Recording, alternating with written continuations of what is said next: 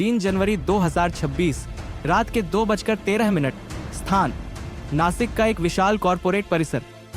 बाहर से यह इमारत रोशनी में नहाई हुई थी, जैसे हर रात की तरह आज भी सब कुछ सामान्य हो।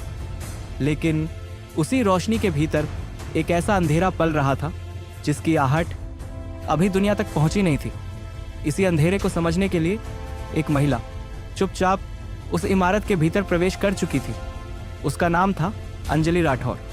वर्दी के बिना, पहचान के बिना वह अब एक साधारण हाउसकीपिंग कर्मचारी बन चुकी थी, लेकिन उसकी आंखें हर उस सच को दर्ज कर रही थी जिसे छिपाने की पूरी कोशिश की जा रही थी।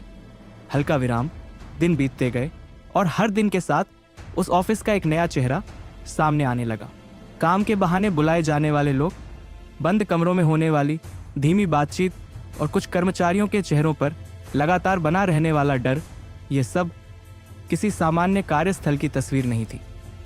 अंजलि राठौर ने महसूस किया यह केवल अनुशासनहीनता या निजी विवाद नहीं था, बल्कि एक ऐसा जाल था जिसमें लोगों को धीरे धीरे फंसाया जा रहा था। धीमा गहरा टोन। इसी जाल के केंद्र में एक नाम बार बार उभर कर सामने आ रहा था, फैजान शेख। एक साधारण दिखने वाला कर्मचारी, लेकिन उसके आसपास की गतिविधियां असामान्य रूप से नियंत्रित और संगठित थीं। हल्का विराम, समय के साथ परतें खुलने लगी। कुछ महिला कर्मचारियों के व्यवहार में अचानक आए बदलाव, उनका अपने पुराने जीवन से कटना और एक अनजाने दबाव के नीचे झुकते चले जाना, यह सब एक गहरे मानसिक प्रभाव की ओर इशारा कर रहा था। निधि वर्मा जैसी कई युवा महिलाएं जो इस शहर में अपने सपनों को पूरा करने आई थीं, अब खुद को एक ऐसे दायरे में कैद महसूस कर रही थीं जहां से बाहर निकलना आसान नहीं था। धीमा भारी टोन, यह केवल कार्यस्थल का तनाव नहीं था, यह एक सुनियोजित प्रभाव था जिसमें विश्वास, डर और अलगाव का इस्तेमाल किया जा रहा था। गंभीर विराम। 1 महीने तक चले इस गुप्त अभियान के दौरान हर छोटी बड़ी गतिविधि को चुपचाप दर्ज किया गया। फोन कॉल्स, आपसी संपर्क और उन सभी परिस्थितियों को समझने की कोशिश जिनमें ये घटनाएं घट रही थीं। जैसे जैसे सबूत इकट्ठा होते गए, ये स्पष्ट होता गया कि मामला साधारण नहीं है। ये केवल व्यक्तिगत व्यवहार की बात नहीं थी, बल्कि एक ऐसा तंत्र था जिसमें कुछ लोग अपनी शक्ति और प्रभाव का इस्तेमाल कर दूसरों पर नियंत्रण स्थापित कर रहे थे।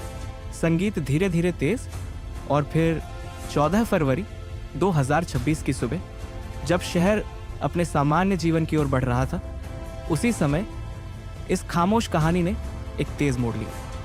पुलिस ने अचानक कार्रवाई करते हुए कई संदिग्धों को हिरासत में लिया। उस दिन के बाद वह इमारत, जो अब तक सिर्फ एक कॉरपोरेट ऑफिस मानी जाती थी, एक जांच का केंद्र बन गई। राजीव मल्होत्रा के नेतृत्व में बनी विशेष जांच टीम ने पूरे मामले को अपने हाथ में लिया और हर उस कड़ी को जोड़ने की कोशिश शुरू की जो इस रहस्य को पूरी तरह उजागर कर सके। गंभीर टोन।